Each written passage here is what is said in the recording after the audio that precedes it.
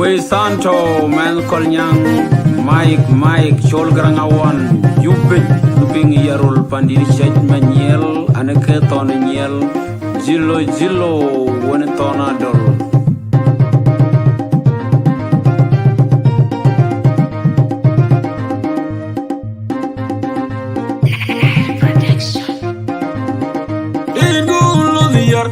I think a kick, Kega Buka, Devo, Anyalian, dear Kuika Pingrin, Gemana, when I jang along, I jedu Kega Parandi, Madina Maja, Kubo, Makur, Kega Bolikan, Kuaita Tian, Wagari, Kegela, Emmanuel, when you go to your.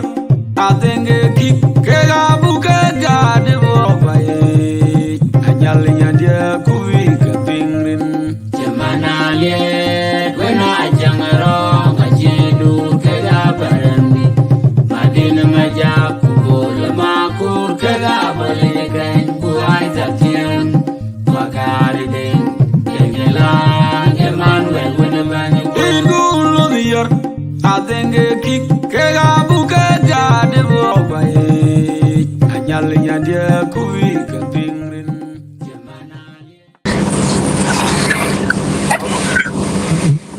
Deng Bol, welcome to Lake State Media. How are you? Thank you very much. I'm good. Thank you. I'm good. We can hear you. Do you hear us? Bol, your camera went black. So can you? Huh? Our camera will yellow black. My camera is not clear? Yeah. Okay. It's the weather now. The weather now is bad. You know, in Texas, it's raining terribly. Can you do this, Bol? Can you log out and come back? Can you do black? Okay. Okay. While we're waiting for Bol to return, we would like to welcome you, everybody, to Lake State Media. I would like to welcome Comrade Deng Bol to Lake State Media, and he will have interaction with us regarding upcoming Pope to Juba, and also regarding about the breaking news going on in our country. So welcome, Comrade Deng Bol. I will give this chance to you to introduce yourself and to say something before we dive into our conversation while we're waiting for Bolmaku to return. Thank you very much, Comrade Majak. Thank you very much to the directors and the managers of Lake State Media.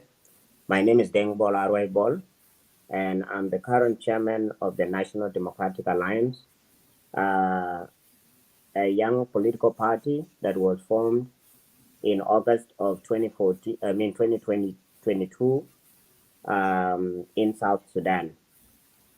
I'm happy to be here to talk about South Sudan's current affairs. Thank you.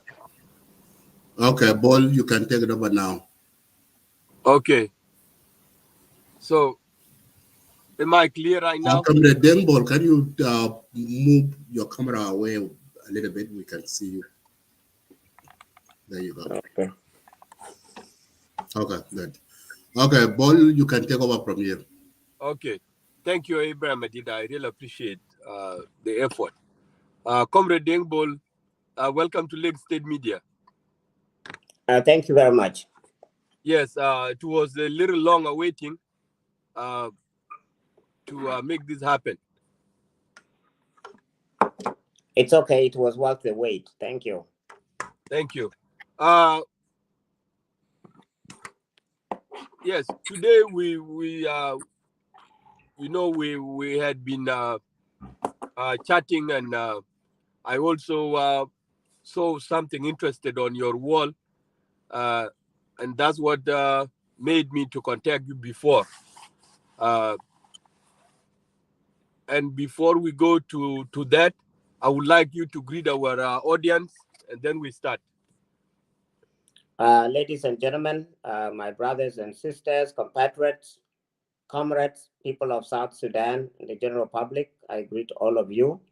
My name is Deng Bol, the chairman of the National Democratic Alliance. Thank you. Thank you, Deng Bol. I appreciate that. You've been away a little bit from media, you know. So today you are here with us. It's my honor to be with you here. And you know that there is good news that's going around and it's going to happen, that Pope is coming to our country, South Sudan.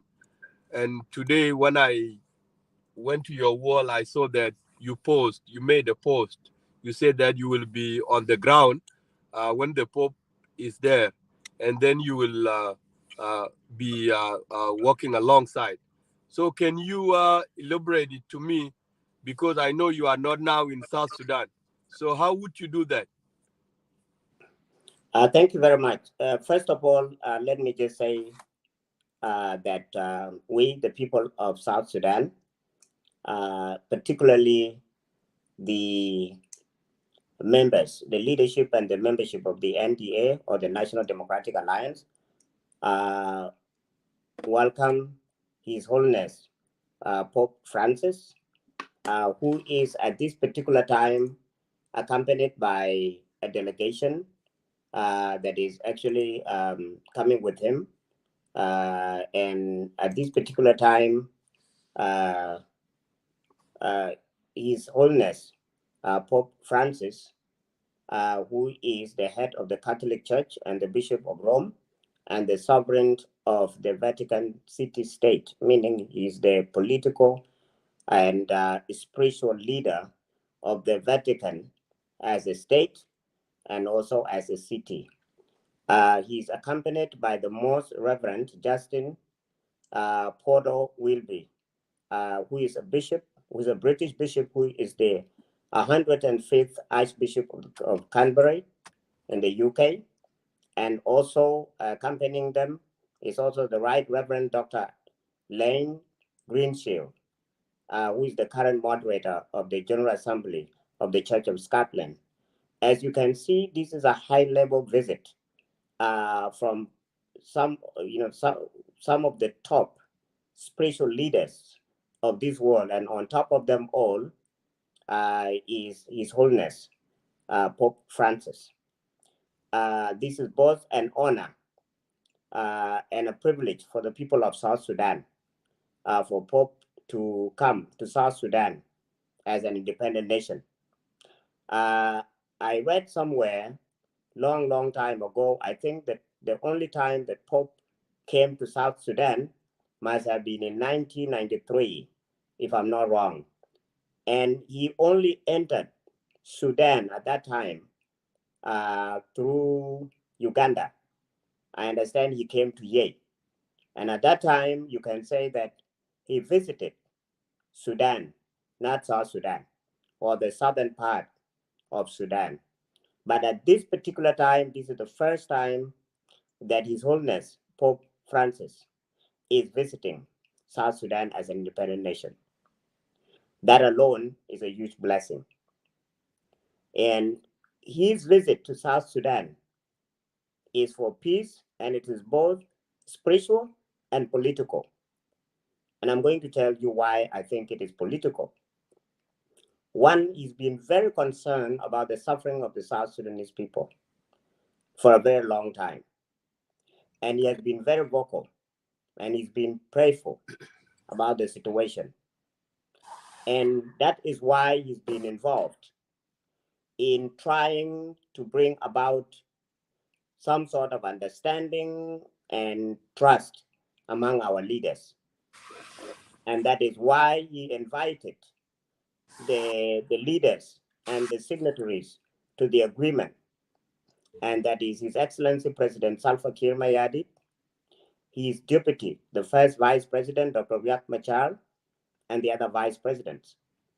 He invited them to Rome, where he knelt down and kissed their feet, a sign of humility something that we have not seen Pope Francis do in public to any world leader. I have never seen any pictures like that. I've never seen any videos, or I've never heard any stories like that.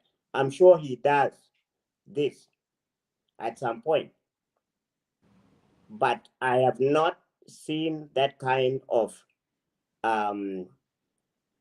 humility, portrayed by a man of his caliber towards the so-called leaders, people who should have taken responsibility on their own without, being treated in such a way by the Pope. So it is a political and it's a religious tour of South Sudan, hoping that through his visit, that the people of South Sudan will find peace. And I think the Pope is using this opportunity as a last chance to see whether the leaders of South Sudan are people who can have mercy on their own suffering people. Thank you.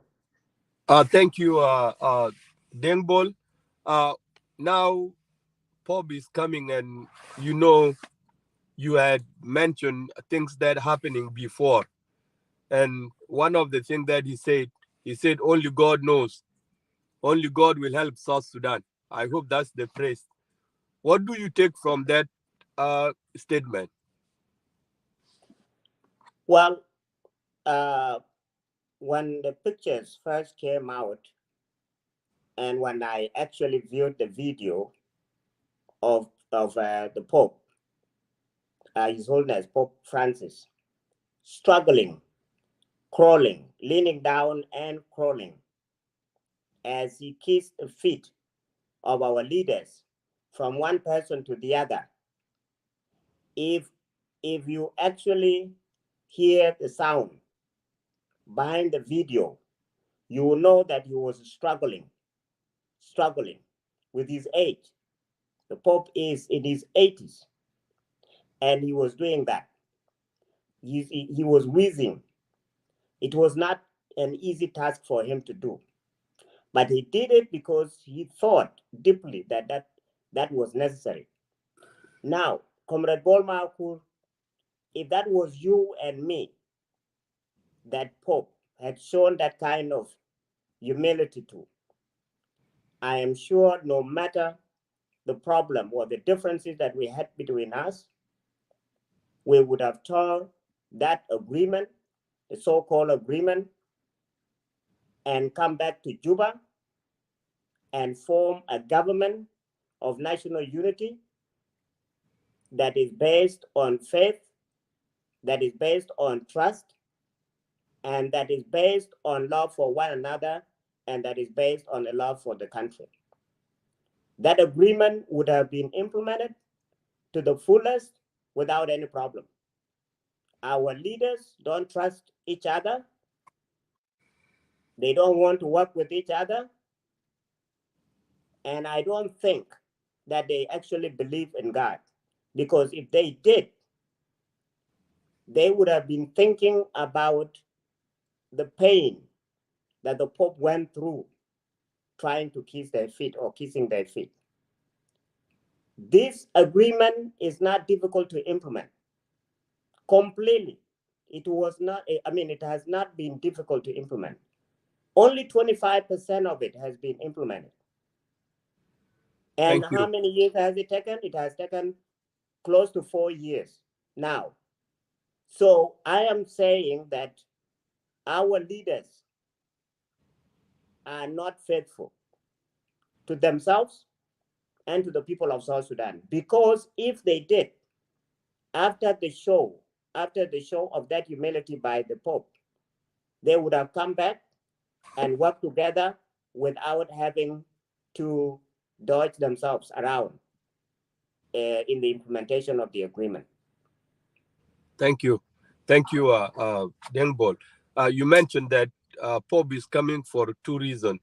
to meet with his Christian fellows and also for political reason. And you said that implementation had been not implemented. Do you think he's coming to pressure the party to implement the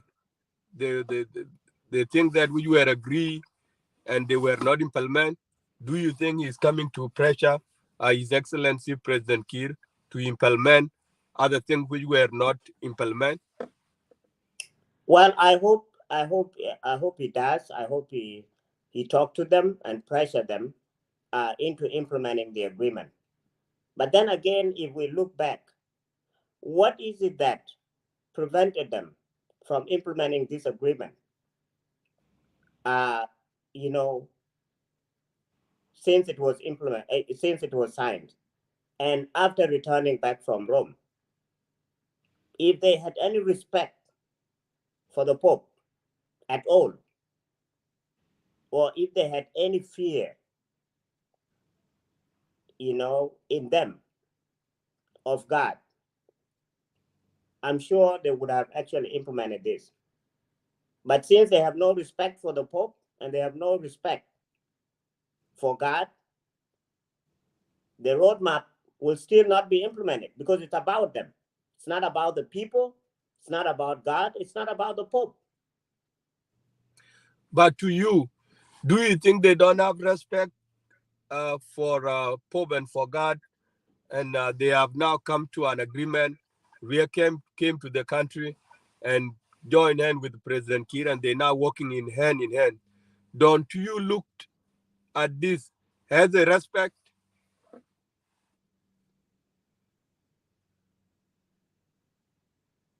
Hello? Well, I have not heard the last point there. I But said, because you said yeah, they don't have respect for God and for Pope. That's what you said according to your word, right? yes. And then I asked you, when they came back from Rome, Ria came and President Kiir came in, and they joined hands together, and they're working now together. Don't you look at it as a respect for Pope?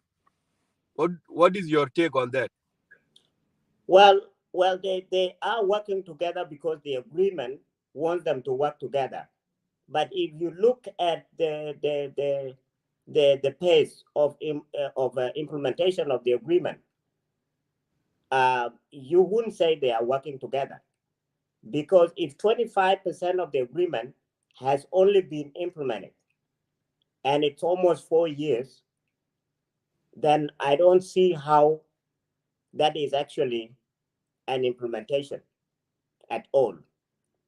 You know that we were supposed to go for elections. Actually, this month is when the new president, whether President Kiir or somebody else, should have been sworn in. And the agreement was going to end around the 23rd of this month. You see, now it is actually extended, and we have to start all over again. And again, according to the United Nations and according to peace partners, they are already crying foul, saying that the agreement that there are key sections within the agreement that should have actually been carried out between August of last year, when it was extended, until now, and they are not yet met. So the roadmap is already behind, and we are only less than 20 months away from elections. Yeah, Bol, you know elections, how elections are done. 20 months is nothing to prepare for elections. I am telling you, these people are not serious. So, okay, just assuming this. If people continue to fight like this, tribes killing themselves, militia all over, and the agreement is not being implemented, okay, the economy is actually deteriorating. And then later on, it is maybe 2024, and it's almost December, and the elections are not done. And the Pope had come to South Sudan. what would be the explanation? Would you say that these people really believe in God and respect the Pope and have love for the people of South Sudan to subject them to this long suffering all these years? No. In such a situation, you would rather resign and go home because you don't want the people of South Sudan to continue to think that you are their problem. Thank Suffering you. is not easy. It is pain. Thank you, Deng Bol. And all we ask our leaders every day, Comrade Bol, is for them to do well for the people of South Sudan, nothing else. And that's what the citizens ask, that can you not, act well? Can you not implement the agreement as it was signed? And they signed this agreement. None of them was forced at gunpoint to sign this agreement. Thank you. What about the parties which are outside the country now? The rebellious group. Do you think Pope will talk to both parties, or do you think he will talk to the president so the negotiations can start? Well, in wake of What do you all think this, about that? I think um, the Pope and other religious leaders within Rome are trying very hard to bring the government and the whole out group, the group of General Pagan, General Thomas, and General Malone, back to the table. This is a backdoor arrangement that needs to be made and annexed to the hierarchies. But the demands and terms and conditions of that agreement may be difficult for the government. It may involve other positions being created, including either that of a prime minister or that of another vice president.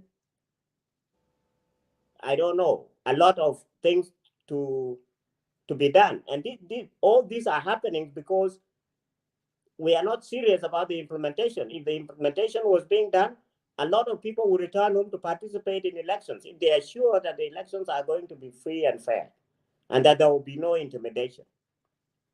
Thank you. So it's a very complicated situation. But again, I think Rome is committed to bringing those three groups, the whole out group back to Juba. But how is what is still complicated because they have their demands. And understandably, Juba may not agree to some of their demands. Thank you, Deng Bol. Let's come to coming of Pope. I read on your wall you said that you will be on the ground, working alongside Pope. And in our country we have some little development that happening recently for the arrangement so Pope can come. And we have a lot of disabilities in our country, people that will be using wheelchair, people that will be even scrolling with their hands. And so since you're going to be on the ground and you will drive alongside, how are you going to do it since we don't have a disability side being built? Thank you very much. Well, as much as it is not a good thing to see the Pope using a wheelchair, let me just say that this is an indication that anyone at any given time would end up in a wheelchair for any reason. And usually, unless you die early, but if you grow to be old, if you are blessed to live to be 80, 90 years old, or 100, eventually you will end up in a wheelchair. And that is why all the facilities of this modern world that we live in should be wheelchair accessible. Unfortunately, that's not the case in South Sudan because to them it is a secondary problem. All these years, the government of South Sudan despite all the work that we have done as citizens, have not been able to consider accessibility as important, meaning we, those who use wheelchairs, have not been considered to be people that need accessibility in order for us to do our daily things like you and everybody else. The coming of the Pope will leave a legacy that will be good for me. I am not happy that he came in a wheelchair, but him being in a wheelchair for some reasons will open up opportunities for me. Even the office of the president that I used to go to once or twice a week was not accessible for me. But now it will be accessible. I can tell you that if the Pope is going to see the president, the office of the president is now accessible. And there's a ramp now going to his office, which was not there before.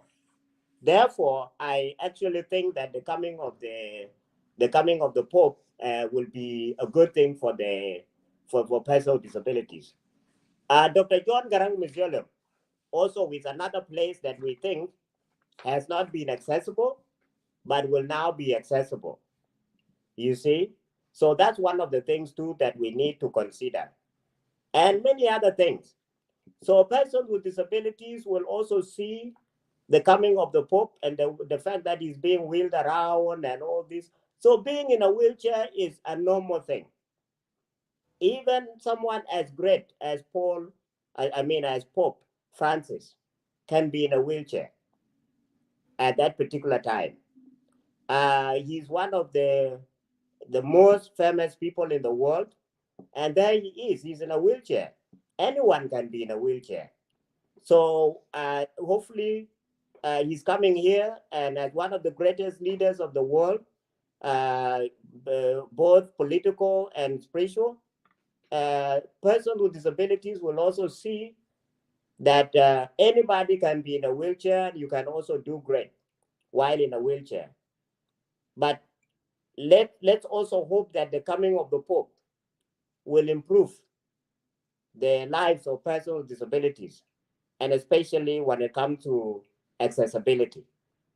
And John Garang Museum, which has not been accessible all these years, will be accessible because the Pope is going there.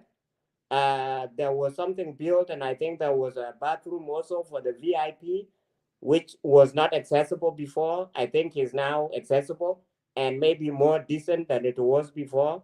The same thing to the airport. Let me just say that any place that the Pope will go to will be world class.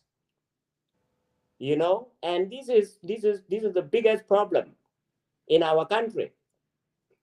We only build things to entertain foreigners, and we don't have anything for the citizens. No respect to His Holiness Pope Francis.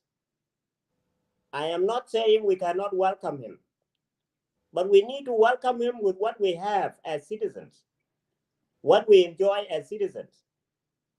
But South Sudan is the only country that only put essential things, very basic things that are supposed to be available to the citizens, only to be given to the visitors. When I was in Juba recently, there were games, East African games, and those East African games, a lot of MPs came from the East African countries, and they were playing in South Sudan, in Juba. Some of the potholes that were there were fixed. Lights were put up. Everything was put up in order to entertain people visiting from East Africa. Okay? Some of the roads were fixed. The same thing is happening right now, following the coming of the Pope. Now, for how long are we going to continue to build things or put up infrastructure or even install, just like water points and all this, clean the roads, put up some tarmac roads, close some potholes, simply because a visitor is coming? Are we not good enough for these services? This has been my issue. This has been my problem with our government. to the point we feel that we, the South Sudanese people, would rather detain these visitors to stay with us if that is the only reason our government can provide us with basic services. You see? So the coming of the Pope has given us certain services that we, the South Sudanese people, might have not gotten this year or next year. Right. So that's one. Religiously, we hope, Comrade Bol, that the coming of the Pope can bring peace to our people. Our people are dying and the country is falling apart day by day. As we speak right now, there are looming crises in Upper Nile. The Nuer and the Dinka and the Cholo are going to face each other. And at any given time, as we speak right now, there could be war, massacres, just like what had happened before when over 3,000 people were killed. It may happen. So, and that is around Upper Nile region or Upper Nile state. And also, you have already seen what is happening around Elamit Triangle and Atapan area. The Toposa people protested, and unfortunately, some of them were even killed and injured by the Kenyan forces, security forces. So I was thinking to myself, why did the Toposa themselves go to confront the Kenyan government? They should have protested in Juba or in Kapoita and other places, and Nairus and Adapan, to protest against the government of South Sudan that is not acting like a government of the nation. All our borders are being taken because we have a weak government that has not, because here's what happened first. The government destroyed our social fabric as a way of keeping the citizens divided so that they are not united. Now this is backfiring because when you have a divided society, you have a divided country, you cannot respond to outside aggression because the citizens will not unite in fighting for the country. The people of Upper Nile may not go and fight for any land in Equatoria. People in Equatoria may not go and fight for, people from Upper Nile may not go and fight in Equatoria to defend Nadapan or even Nairus. And the people of Equatoria may not go all the way to fight in Upper Nile, or people from Barkazal will not go to fight in Upper Nile, or people from Upper Nile may not go to fight at mile 14. Because the country at this particular time is divided. And who divided the country in such a way? It was the government for its own survival. But right now, there is a possibility that Kenya may go as far as taking Ilemit Triangle, whether we want it or not. And how is the government going to respond? Who is the government going to use to fight that?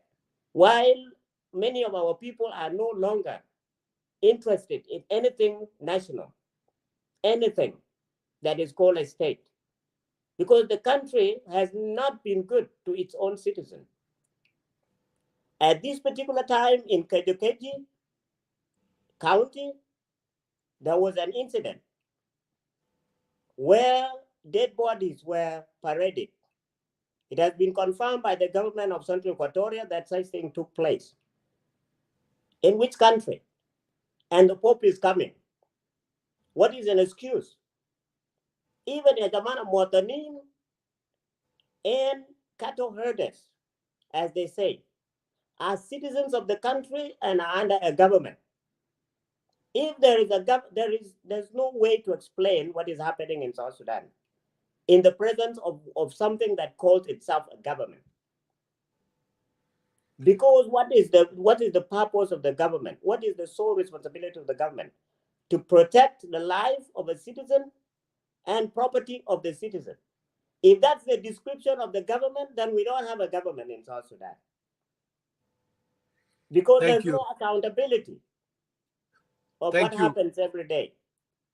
So Thank that is you. one. And then just a moment. And then another thing is that there are many reports, many reports now that the Murle armed groups are scouting the bushes of Jonglei.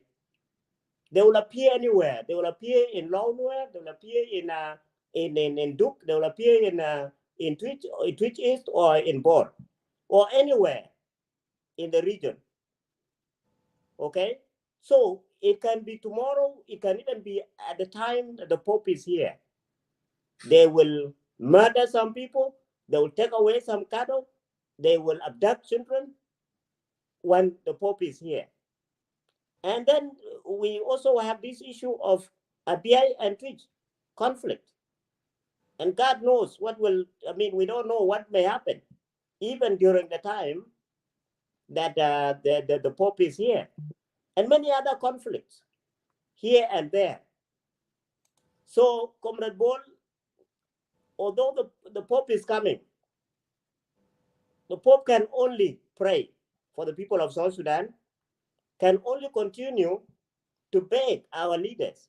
But if it is not in their hearts to unite and work for the people of South Sudan, then forget it.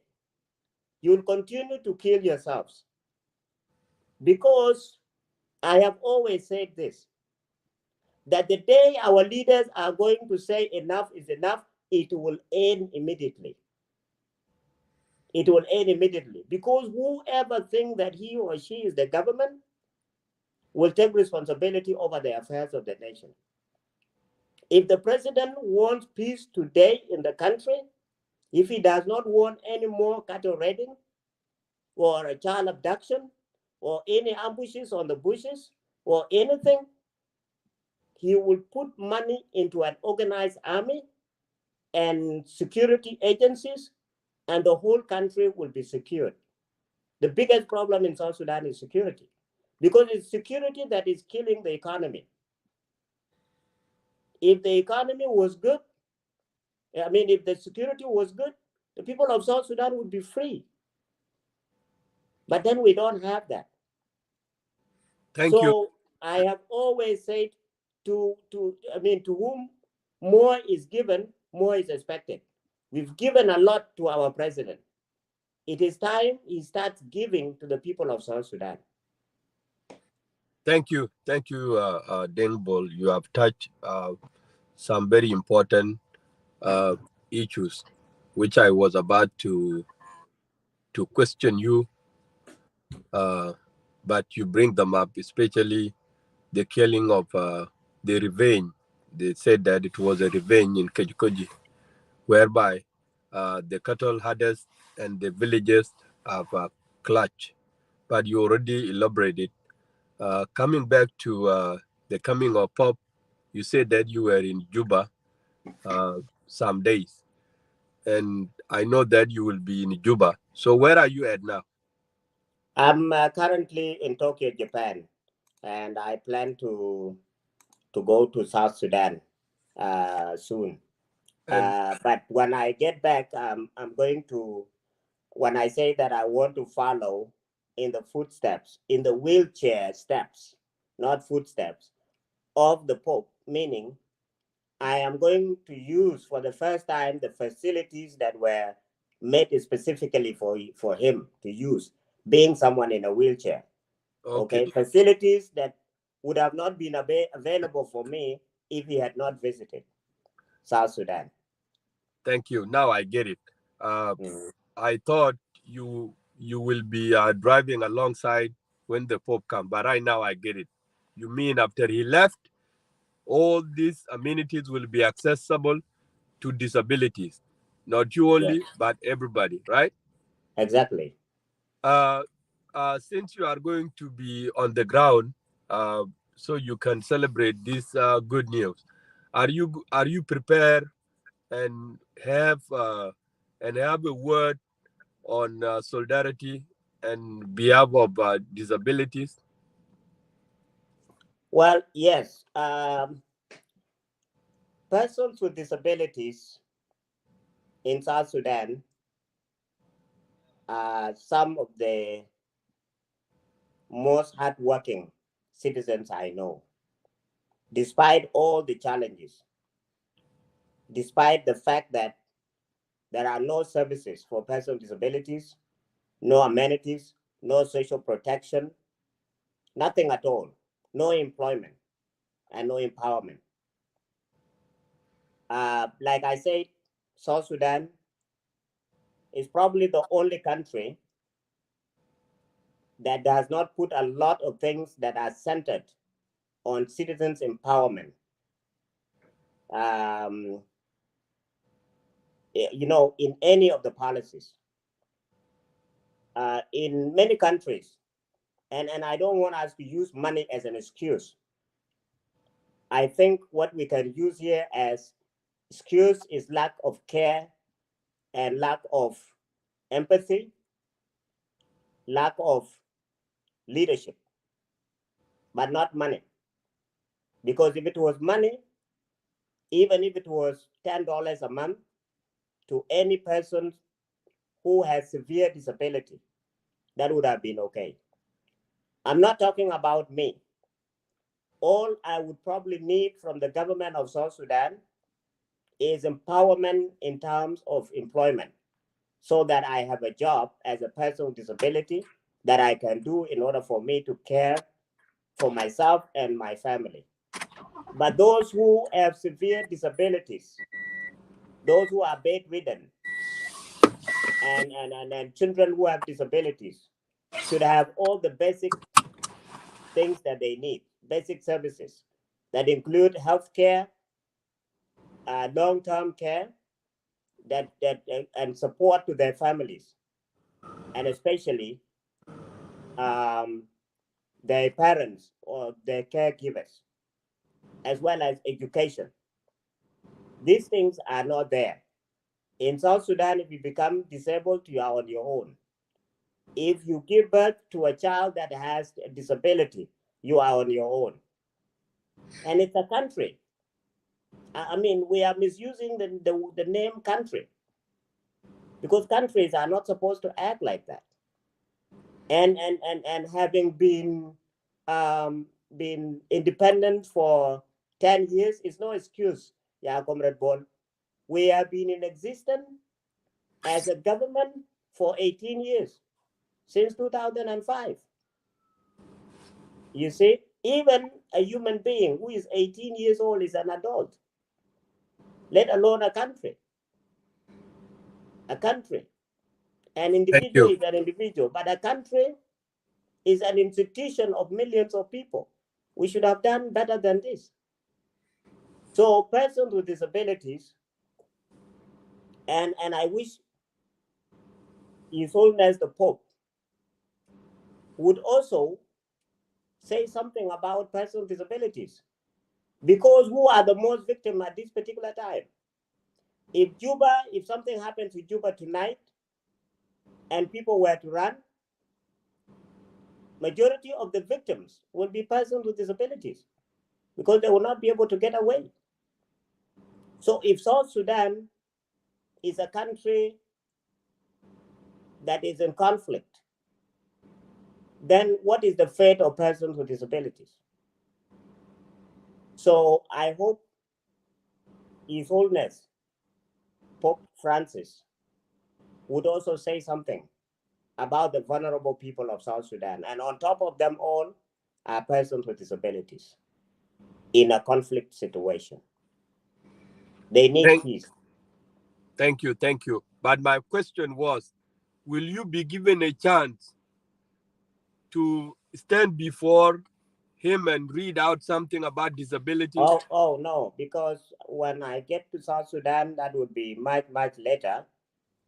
No, because when I get to South Sudan, it will be much, much later after the Pope has completely gone. But I am actually making other arrangements with the leadership of the National Democratic Alliance and some of our friends, other political parties, and may have an audience with the Pope at a different time, at a different date, at a different location.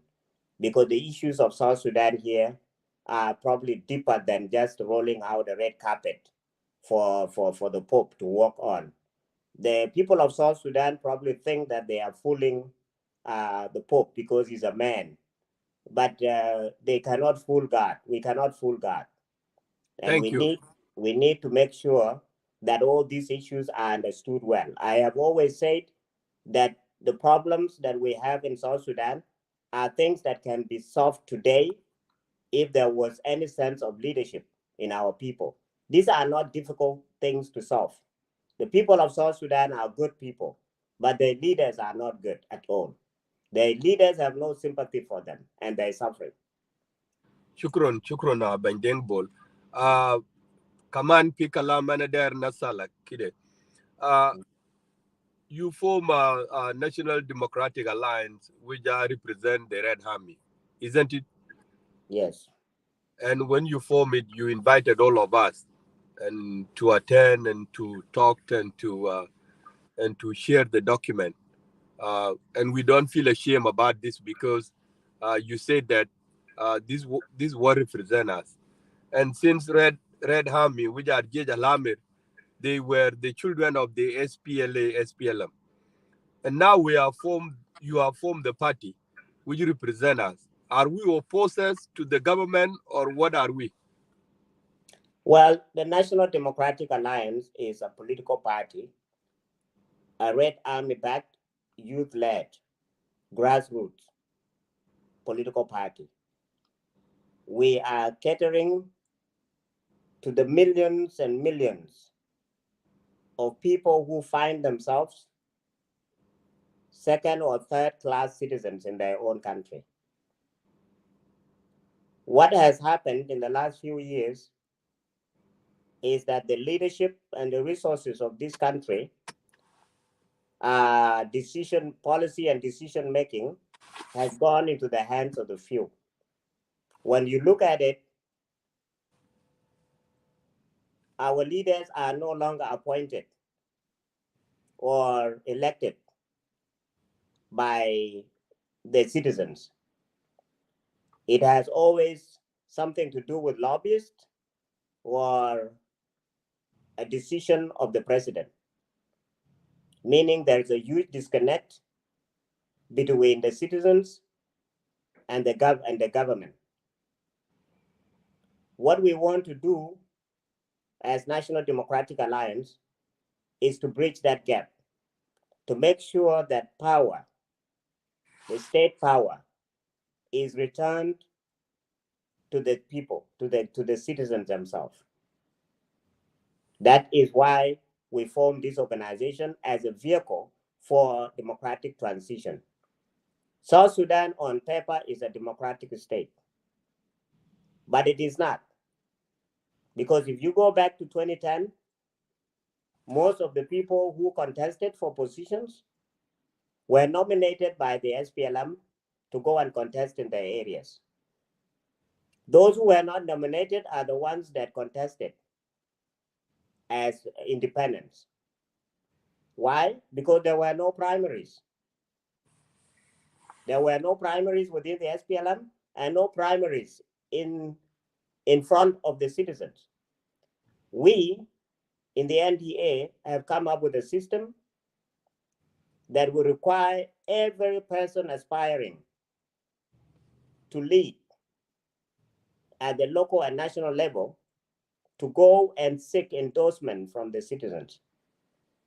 If the person proves to be likable to the citizens, that will be the person that we in the NDA will endorse for member of parliament, for governor, or president of the country. We will not handpick anybody to run without being considered the most favorite of all of our candidates for any position in any state or administrative area. So we are the only party in South Sudan right now where the chairman of the party is not the presidential candidate, where anybody, even Bolma Kur, can come from the United States, declare himself as a presidential candidate, and NDA go around the country campaigning. And if we see that the people of South Sudan are leaning towards you, that you are electable according to the perception of the membership of the NDA, as well as those who are not members of the NDA, then at our convention, you will be the one that we will endorse as our presidential candidate. Not necessarily me as chairman of the NDA now being imposed on the people of South Sudan without having even tried whether the people of South Sudan like me or not. This will be the same in the case of all the MPs and all those who are seeking to be governors of our states. So we have a very good party with very good policies. And what we want to do is to make sure that policy and decision making process is given to the people who have been denied this privilege for too long. So the NDA is going, like we said, it is Red Army backed. Both you and I are now in our 40s and 50s. The only way we can leave something behind here is bringing up another generation. When we were young, it is the likes of Dr. John Garang, William Nguyen, and Salva Kiir who brought us up in different military, refugee, and IDP camps. And that is why we are patriotic people today who love the country very much, because we were indoctrinated. Those who were born in the 1990s and those who were born in 2005 until now have not been told anything and have not been given anything to do with this country. Unfortunately, these young people are growing up without any support from the state. We, at this particular time, are not necessarily in the position of leadership, but should be able to provide mentorship to these young people and transfer this leadership to them. Because as we speak right now, they are the most educated, most dynamic, and are full of energy. They are most likely to speed up the development of our country than we are.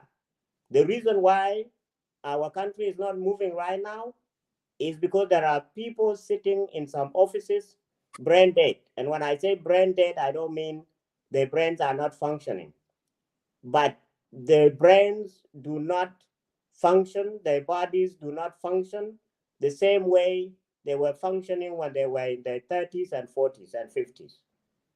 Some of them are now in their 60s and 70s and still sitting in those offices. Offices that should have been occupied by people who can deliver services to the people, using their brains and their physical abilities. We in the NDA from 2024 going forward, we will change that and we'll make sure that all the young people of South Sudan are in the forefront of nation building by making sure that they go on to be governors and MPs and even president of this country. That is our task. And right now, we have done a lot of mobilization as we speak to you. We have registered over 10,000 members. And there are a lot of people within the government, including in the SPLM, that are supporting the NDA. Thank you. So, yeah. Thank you, Deng Bol. Recently there is something very sad that happened in our country, especially in Juba. We were heartbroken. One of our model was killed, and I am really very concerned. Though I have not released any article on my page, but I was, I was uh, somebody called me, uh, and with the observation, I observed that a truck came and hit her, and these cases been going on, a lot of them in the country. And always there are regulations that supposed to regulate the truck drivers. Uh, in where I am now, if you don't have a CDL, you cannot drive a truck. And if you don't have half a million insurance, you cannot drive a truck. All the drivers have to be subjected to check every 24 hours. Uh, and last in 2019, I was had broken. My brother was killed by you know by an Eritrean who was driving a truck. I'm sorry. You know, and I have dealt with it, and you know it is so bad. And now the same things is happening. Is happening. Is happening. There are no regulations that regulate the truck drivers. Uh, there are no schools truck drivers should be taken to be taught and then put back to the road.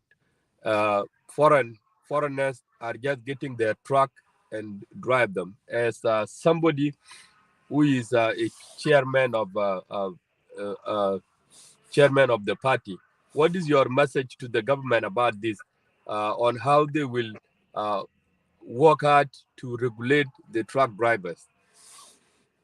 Uh, Comrade Ball,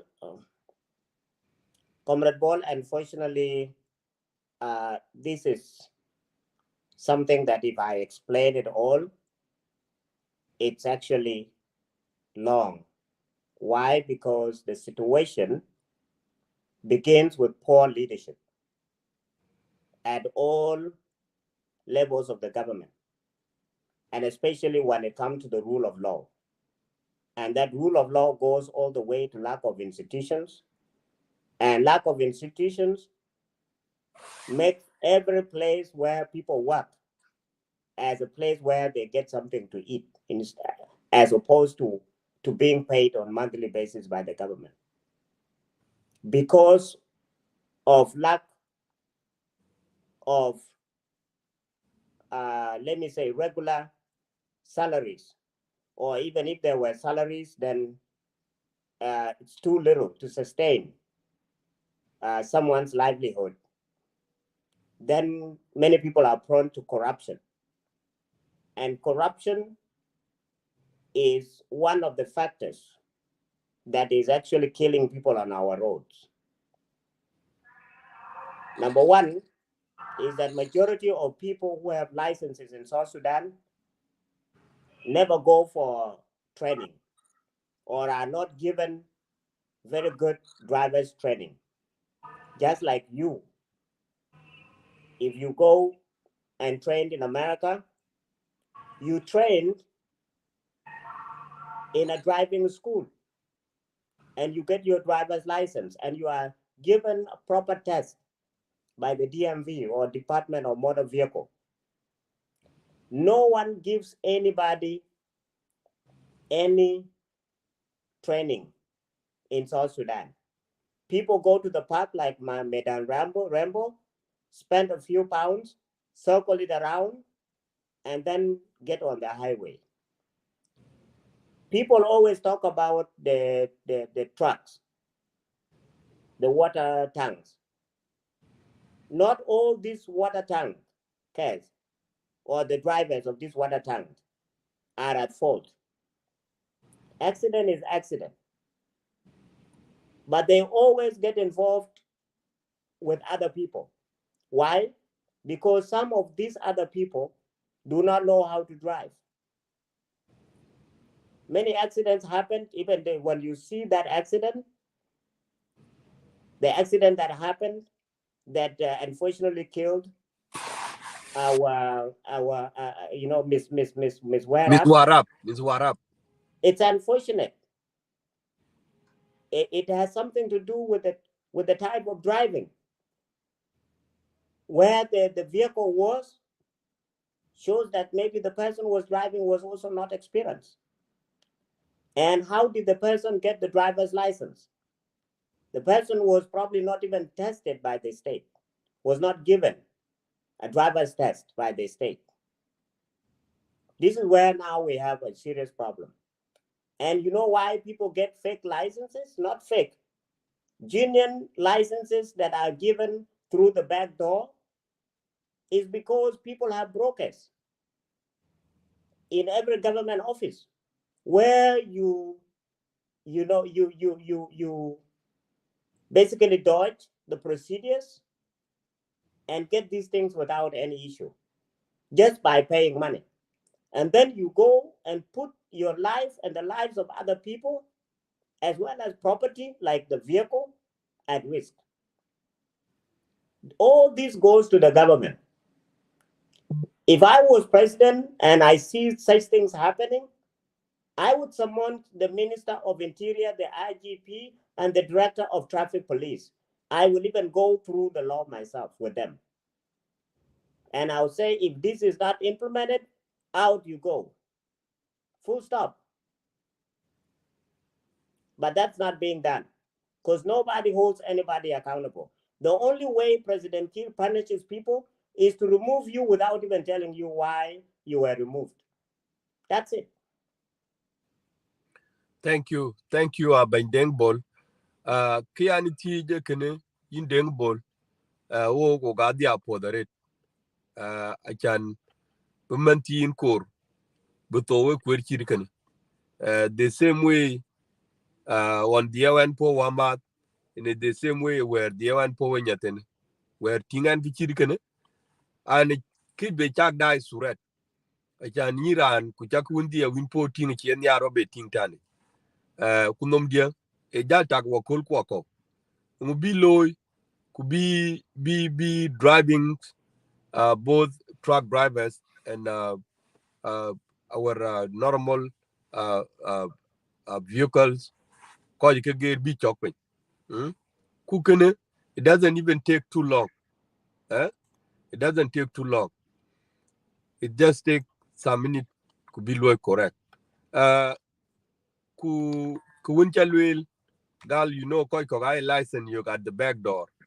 You know, ayer and chola ben pinnum. E gam kichir ki deno ni mo jang lwel gali nyine ne no mwili.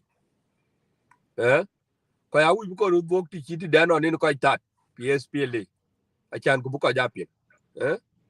Achan ye na jugran with the fake driver license could be made properly, could start properly, and he have to be fined properly and can be even thrown to the jail.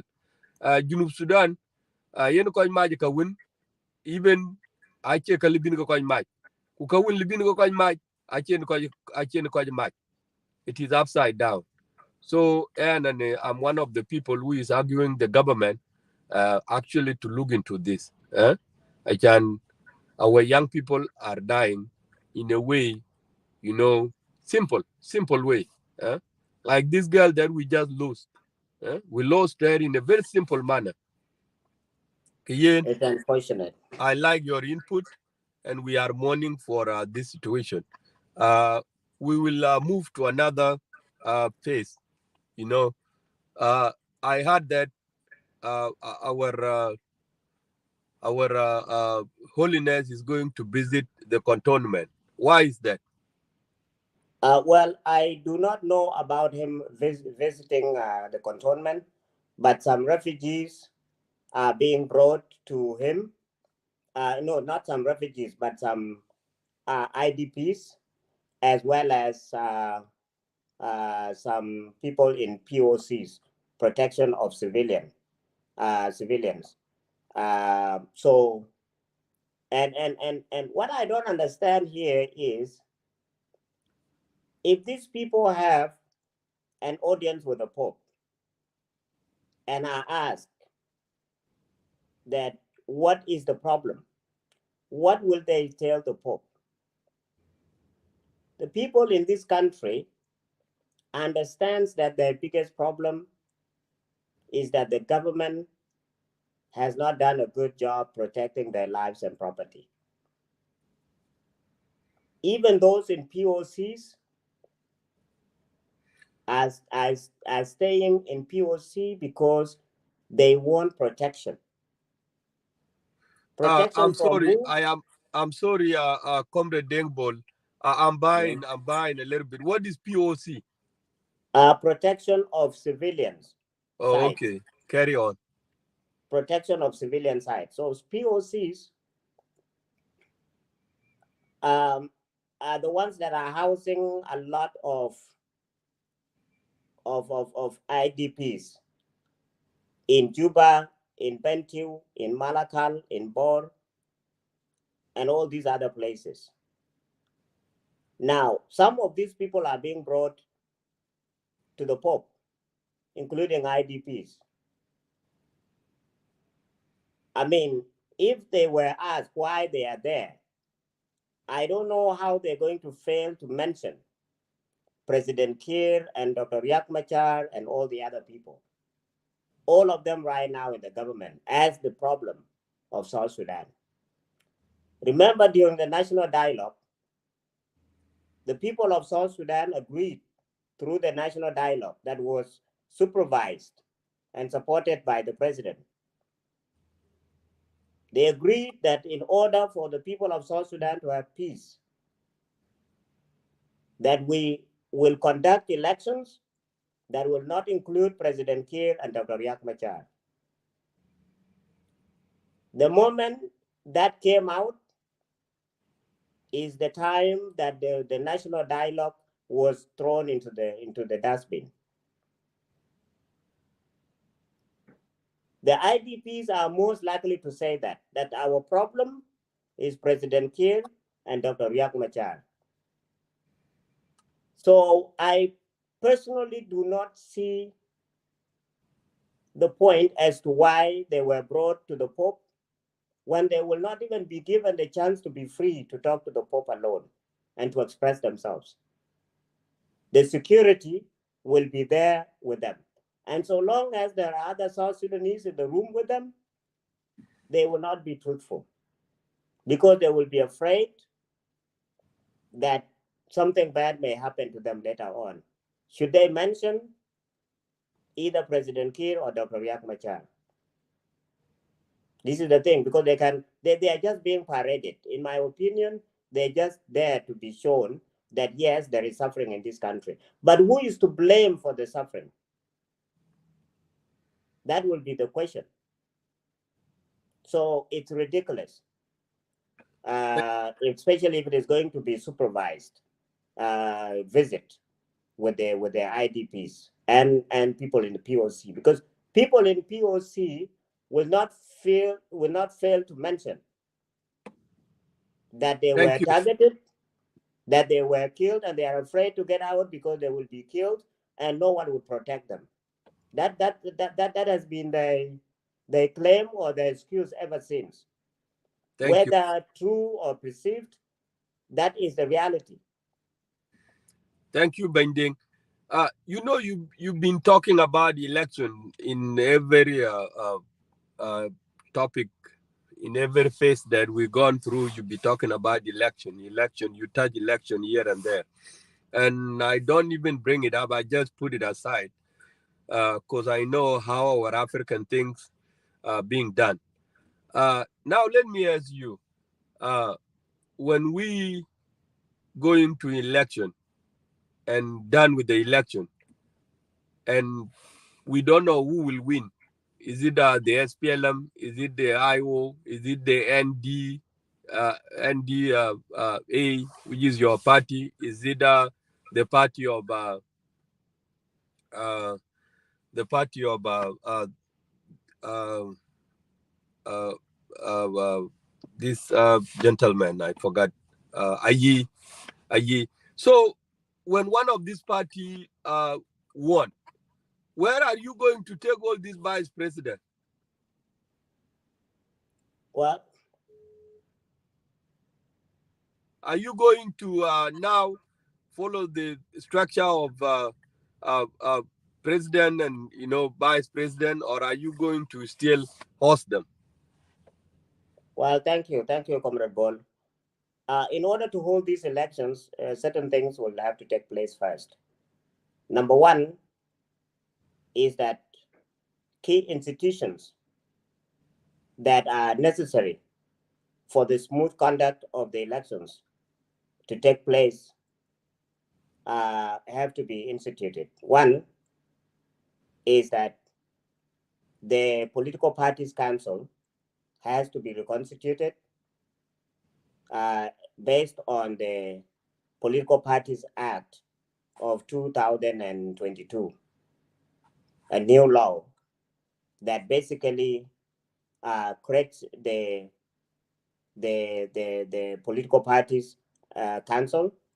The political parties council is an institution of the government which is supposed to be independent, that registers and regulates political parties.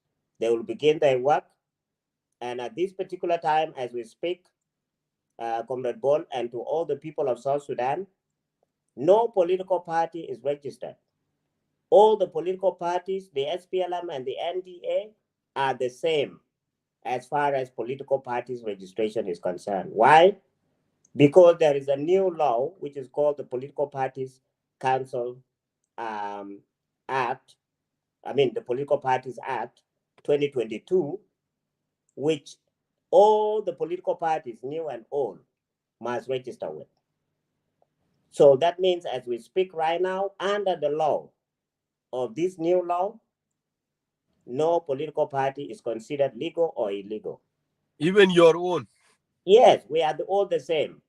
What makes the SPLM and any other parties to the agreement look as if they are legal is because of the terms and conditions of the agreement, not because they are recognized political parties under the law.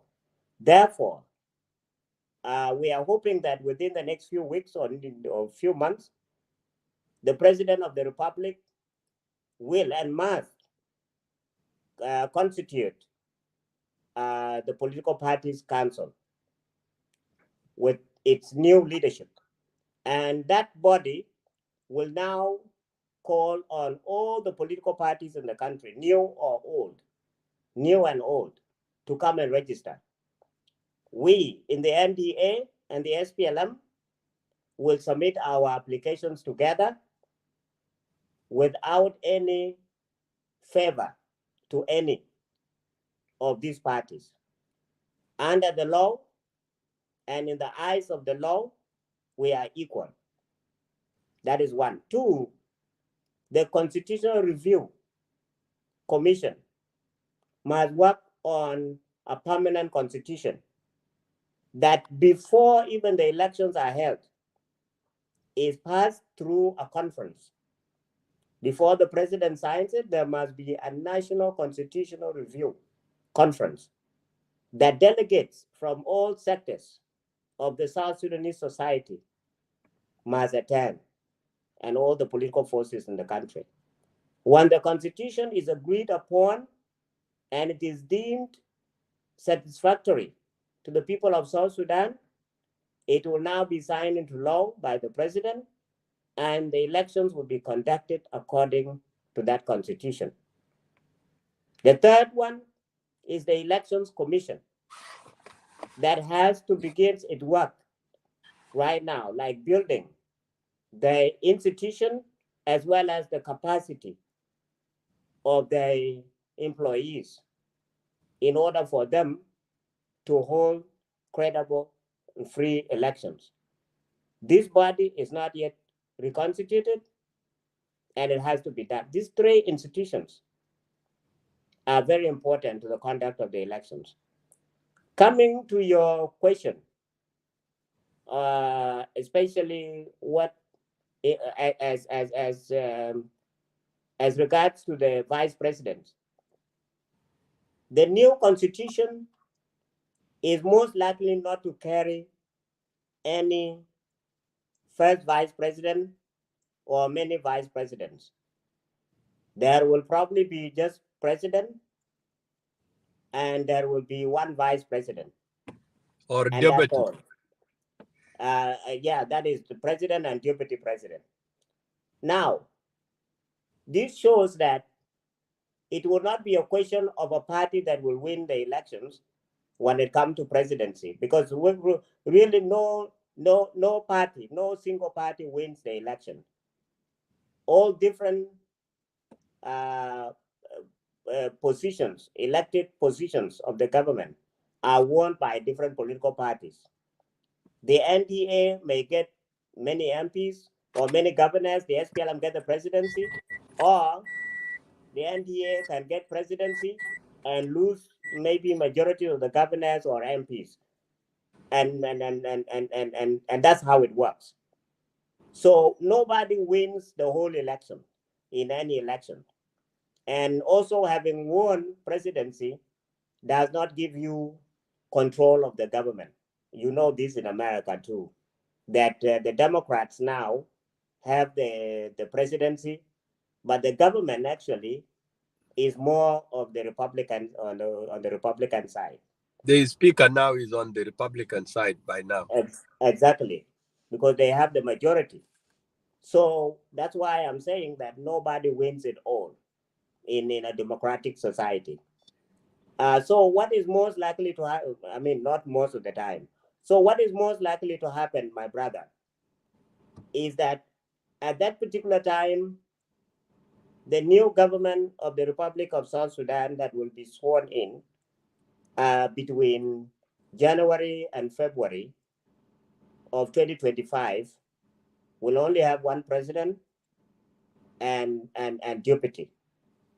And if we in the NDA were to be involved in the constitutional making process, and we are hoping to be part of it, we will make sure that there is a term limit, that the president of South Sudan serve for 2 consecutive years or 5 years each. This issue of wanting to be president forever and shifting goals and all this, no, we will not take it. The people, the youth of South Sudan should take this very seriously. I was heartbroken recently and I was happy that I had resigned from the SPLM when I was following the extraordinary meeting of the SPLM where Comrade Kwalmanyang stood and declared President Salva Kiir Mayardit as the lifetime chairman of the SPLM and lifetime president of South Sudan. I am happy I resigned from the SPLM because that alone is mockery, a very serious mockery to democracy. The SPLM is not ready for democracy because it is not even democratic within itself, leave alone democratizing the country. If the SPLM cannot be democratic, how do we expect the SPLM to implement democratic principles in the country? That statement alone shows that the youth in this country needs to wake up and go to the polls in 2024 and change this country, because we cannot have a situation where someone can be declared a lifetime president. I mean, that is even unconstitutional. That alone is a coup in a democratic state Thank you. because power belongs to the people. It's a coup against the people of South Sudan. Thank you, Ben Deng Bol. We have talked enough. We will be closing, but before we closing, I invited Abraham Adin Majak to come in. Then we will close. And while we're waiting for him, we need to talk.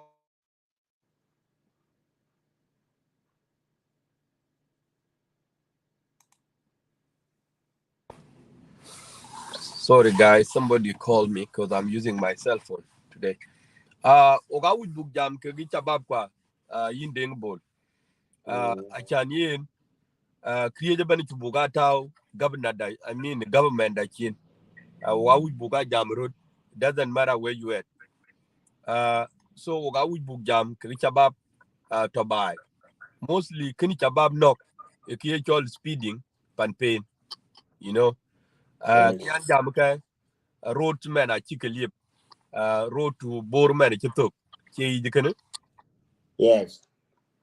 ku chabab anyar you know showing up you know showing up I mean they like to show up even chabam to motorcycle ko abra rekala gali ne chiro do senge di tin den pot you know so yen we ku buglek chabab to buy men ku lo bor ka ne chilip ku yin ni che ko ya chilibu ko ja yin chiliba ya lu speeding as much as you are I can kwerto tu especially the chiloi ka kwera chika to tilara bindu bilerpin ma no ka bindu na broadway many times so oga wuj book chabab yang message buko jal kwet uh, uh, you know 60 mile 50 mile per hour achanin achina ngundo to panpen kiye chol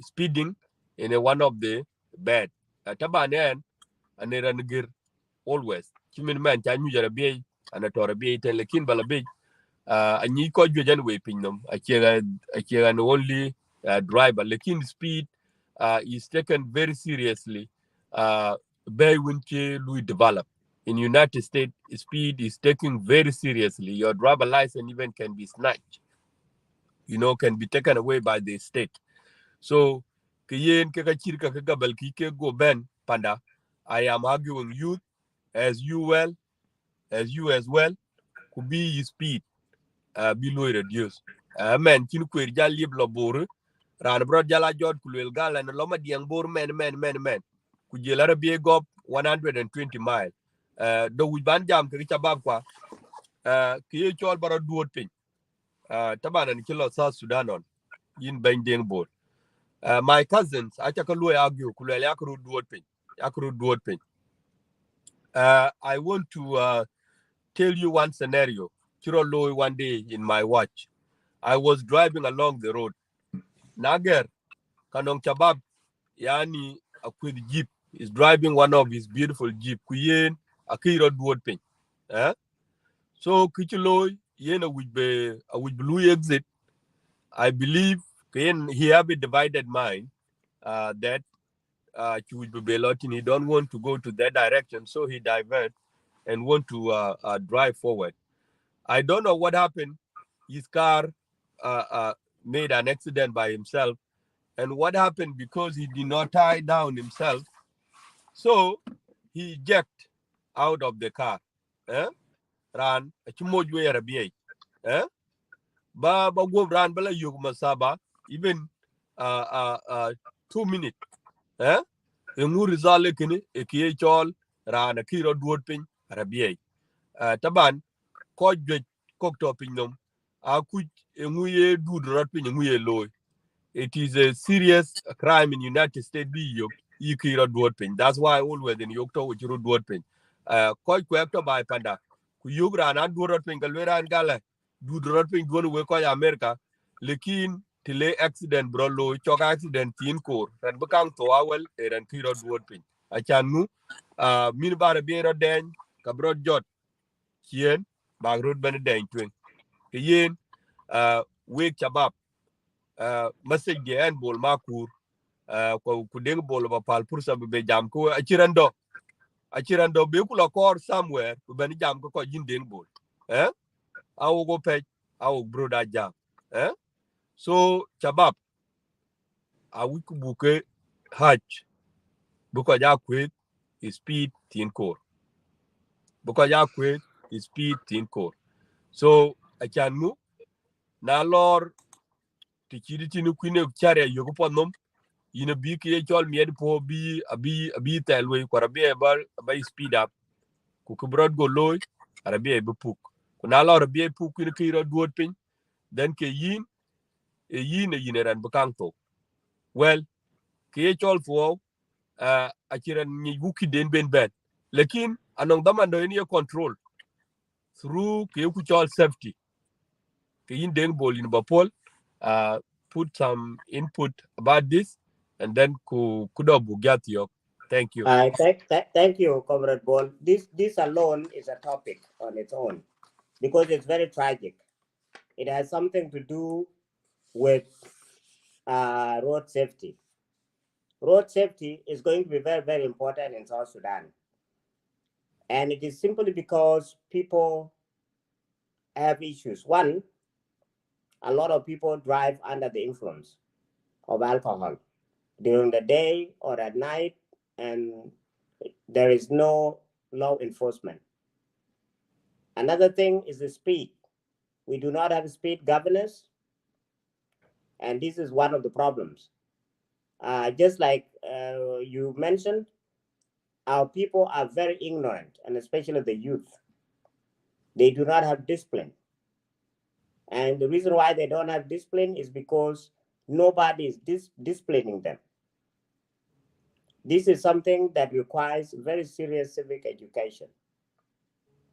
Not only did we lose Ms. Werap last week, or this week actually, we also lost one of our relatives. I mean, two relatives. And some of our relatives right now are fighting for their lives in the hospital. We lost Ajang Kongarajak, who was a wrestler, a youth leader, a dancer, and a great singer, a very patriotic man. I understand they were driving, coming from Nimali. Upon reaching Ari Junction, the car lost control and killed two, while the rest are now in the hospital. According to some of the people, speed is to blame. The driver is right now in the hospital. I understand the driver is a new driver and was told to slow down, was told to drive carefully. And even some of the people, including one of the people who has died and the other man who has sustained injuries, I understand that they had asked if they can let him drive. I mean, if they can, if he can allow them to drive, but he refused to let somebody else drive. And see what happened now. Two very prominent people in our community are dead. And this is going to happen constantly on board Juba Road. It is also going to be happening on Barkazal, Juba Road. This is something that needs to be discussed. This is something that needs very serious speed governance as well as fines. Well, based on let me jump in on speed governance. Dokaman in Deng Bol, even if we put speed governance, and there is no what I call interstate police, still people will not respect the sign. Morally, even here in United States, there are stop signs, that's what you mean by speed governance. There are stop signs, there are red lights, but if the law enforcement are relaxed, anybody can just speed whatever speed that he chooses to. So why can we have what we call state police that can also follow people up and also be police be yagarabat instead the police be out only in a station standing the police also alibia moja rabia the police be out in the traffic the police be out along river along the road sorry not river along the road from Juba going to Terkega, Kubekoi Terkega Idom, going to Bor, Bekoi Kedom, going to Yerut. That's how we patrol down here. And anything I inherit, we can inherit this system, Kubu below the same way you go low. Koi koga jam gal ngwe ko America ngwe kiko bani jam ka junub Sudani because of panda nyarku. Keti nyarku kubu tichiti kichu bani poiten bi jad ba. Yes, a chelon kiko ta ba put.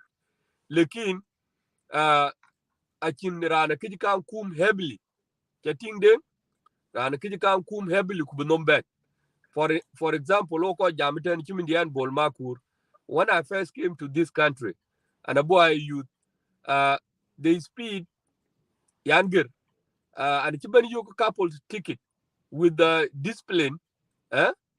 Then I learned my lesson. So when man and a kid house school it for a month, yeah, die video. Hmm? You know, all video bakaya thing, whole month he died video. Eh? Video accident because I purge, because they feel that man can could be well gala be a ticket only, and then could be will pay. We don't want that. What we will do, we will put him in a class. Be it our class all day he die video. That only alone is a jail. I think. So from there you will learn in binyaj poj kalo rodi chari amno, but in bugu bleche. From that day, and a kid can't be your ticket. So kian kinilwel bukoy kwa ukumada be police be in power more be yeg equipment be yagara bad win real could be got chat men charada chika yik alone. That one chini charad yik is another insecurity in South Sudan. So my proposal is not only governors, but we need also to empower police and equip the police. Thank you. Take it from there. Comrade Bol, the police, we already have traffic police. The traffic police are there, and even though we have highway patrol, it's only that they are few and that they are not efficient. Like I said, this is something that requires very serious advocacy, very serious civic education, and we need to do a lot. And I'm happy with what you have actually proposed, and we probably need another show for this, and then we involve some people, youth in South Sudan. I also have some ideas that I would also be able to share with you later on. So thank you very much. Thank you. Thank you, Deng Bol. It's my honor to be here with you today. It's a great show. Thank you for yes, having me. I yes, appreciate it. yes. I always would like to speak with you through Lake State Media, because we are, we are teaching Yes. one another. Koga is more concerned about our people and about our country. And we hope that all of us will go home, and where we call it, a place of peace. South Sudan, I all a place of war. It never come in my mind like that. I always call my home as a place of peace. Thank you so much. South Sudan is a place of peace, love. Thank you very much, Comrade Ball. I'm always happy to be with Lake State Media. Thank you. Thank you for your service. Thank you. Thank you. All Have right. a good day. Okay. Have a good All day. right. Okay. Our audience, I thank you very much for joining us and share the topic with us. We have talked enough. We will close the show, and God bless you all. Thank you.